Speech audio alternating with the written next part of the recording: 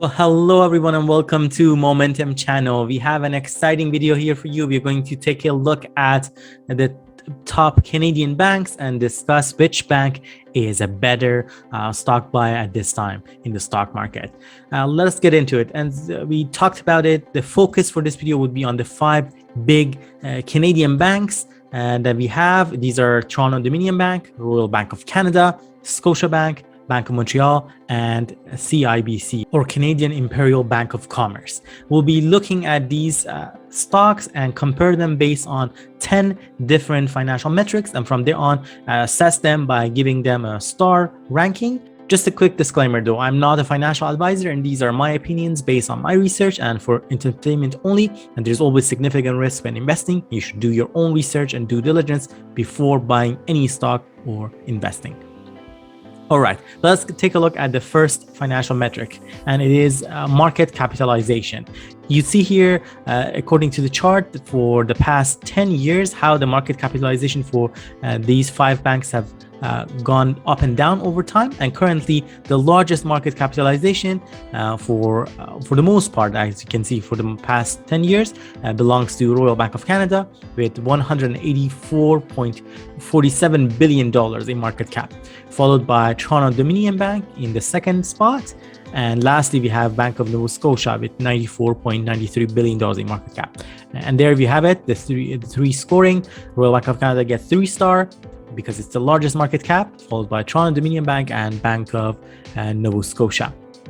Moving on, looking at the next financial metric, we are taking a look at dividend yield. For many of investors investing in Canadian banks, not only they are looking for an appreciation in stock price, but also they are counting on the juicy dividend that these Canadian banks have been paying uninterrupted for many years. And in this case, currently in terms of dividend yield, the highest dividend yield belongs to Bank of Nova Scotia. As a result, they get 3-star.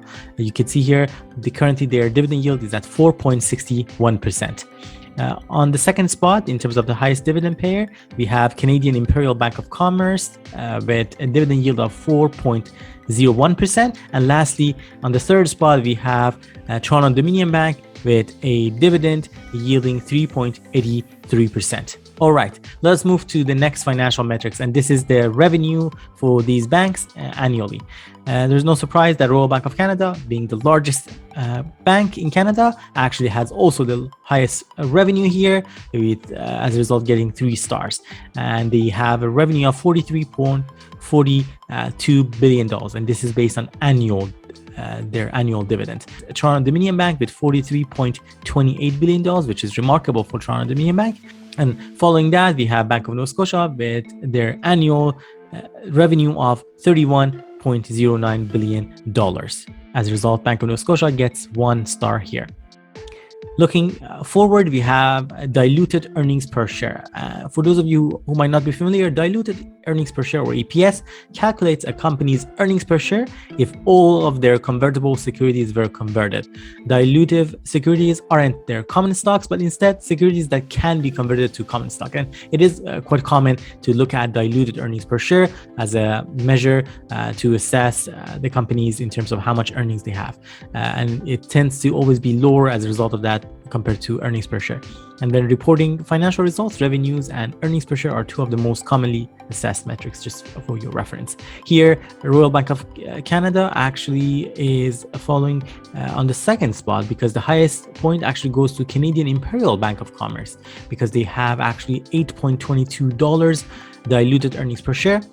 Followed by that, as we mentioned, Royal Bank of Canada has $7.82, and on the third spot we have Bank of Montreal with $7.55. The lowest earnings per share, diluted earnings per share here, belongs to Bank of Nova Scotia.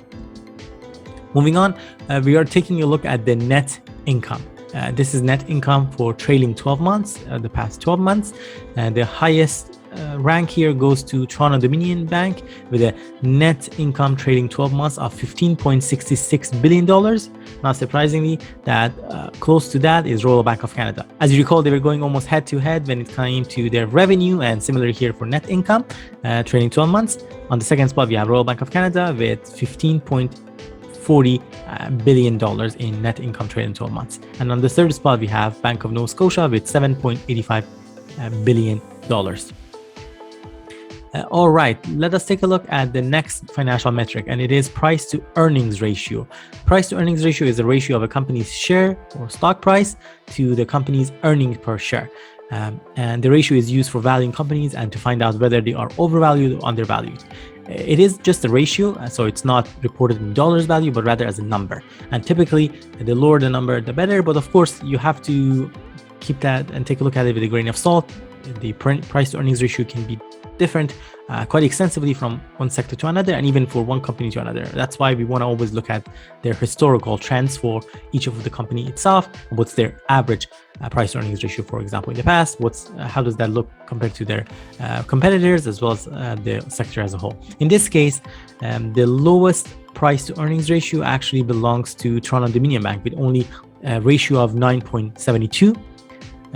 Following that, we have the second lowest price to earnings ratio belongs to Canadian Imperial Bank of Commerce with only 11.15 price to earnings ratio. And on the third spot, we have Bank of Montreal with a ratio of 11.92.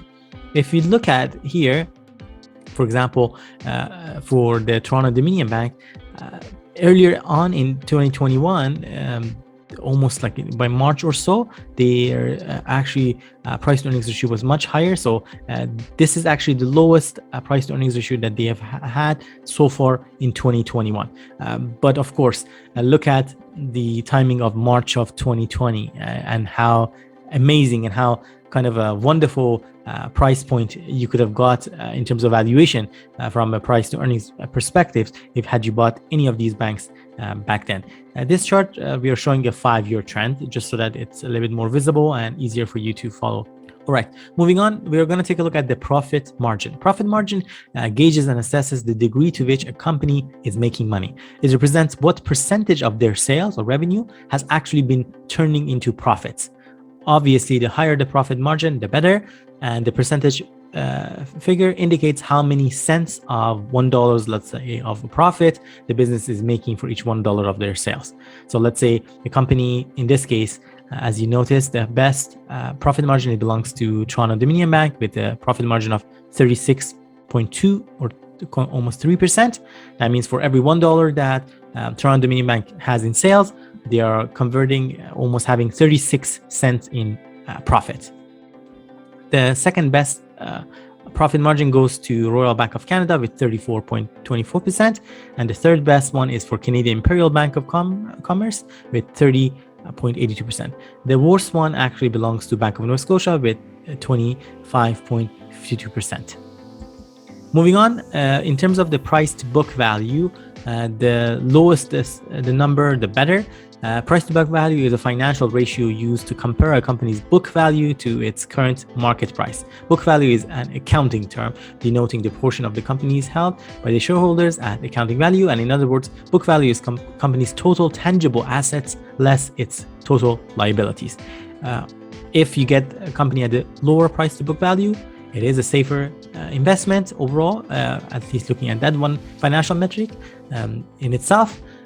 For example, here, the best price to book value is for Bank of Nova Scotia, as they have the lowest price to book value here at only 1.496.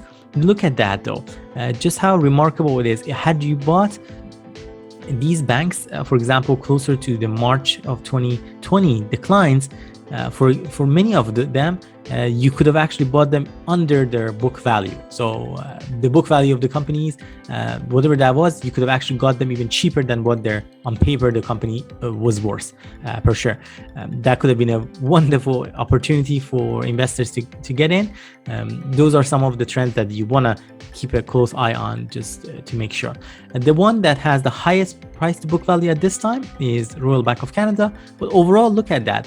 It seems that the markets and the investors as a whole generally, assess the company of Royal Bank of Canada at a higher gauge when it comes to price to book value and ratio.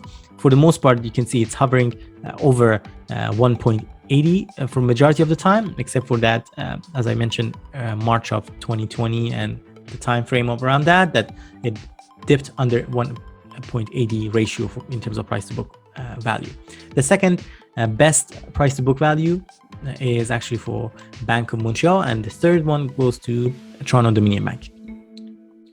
Next, we're going to take a look at the PEG ratio, or price earnings to growth ratio. It is a valuation metric for determining the relative trade-offs between the price of a stock, the earnings generated per share, EPS, and the company's expected growth.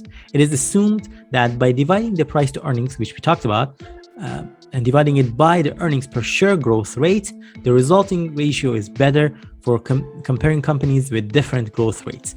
Because while a company might have, let's say, a higher price to earnings ratio, but they might also have higher prospects in terms of their growth.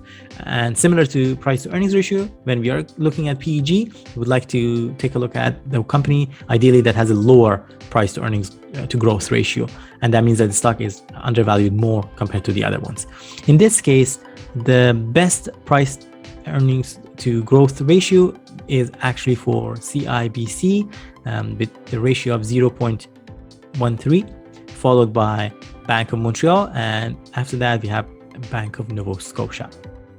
All right, lastly, we're going to take a look at our stock price return over the span of the past 5 years. Had you invested in these companies in the past 5 years, which one would have returned a better stock appreciation for you over the span of the past 5 years? Let's take a look at it. The best one has been Royal Bank of Canada with ticker symbol RY. You'd see the past 5 years, the stock price has returned 60.4%. Quite remarkable. Next we have Toronto. Next we have Bank of Montreal, ticker symbol BMO, with the past 5-year return of 49.25%. And on the third spot, closely, we have almost like a tie, but we have Toronto Dominion Bank because it has slightly higher 5-year return of 41.98% compared to the CIBC, which is traded with ticker symbol CM, and CIBC actually returned 41.55% return. The worst stock price return in the past 5 years belongs to Bank of Nova Scotia, with only stock price return of close to 12% in the past 5 years. So that's probably a little bit disappointing, but all the other banks returned remarkably in terms of the stock price return. There you have it, folks, a quick review, and here's the overall tally and where things are at. Let us take a look. You'd see here in the best spot we have TD Bank with 16 stars and points that it actually obtained. On the second best spot we have Royal Bank of Canada with 15 stars, and thirdly we have CIBC with ticker symbol CM, earning 11 stars. Our worst performer was Bank of Montreal with only 8 stars. Based on these financial metrics that we took a look at, the 10 financial metrics that we looked at here for you in this video. I hope you found this video beneficial and you gained something of value from it. Essentially, it is meant to be an educational video walking you through and explaining different financial metrics that we use to assess these companies and compare them to each other. There are other financial metrics that can be looked at. In this video, we focus on these 10 that we talked about. If you gained something of value from this video, I really appreciate if you can give this video a thumbs up and share it with someone who might benefit from the video as well. And of course, don't forget to subscribe to our channel. Here on Moementum Finance, we post every week several videos about investing in the stock market and reaching financial freedom. Thank you, and we hope to see you next time.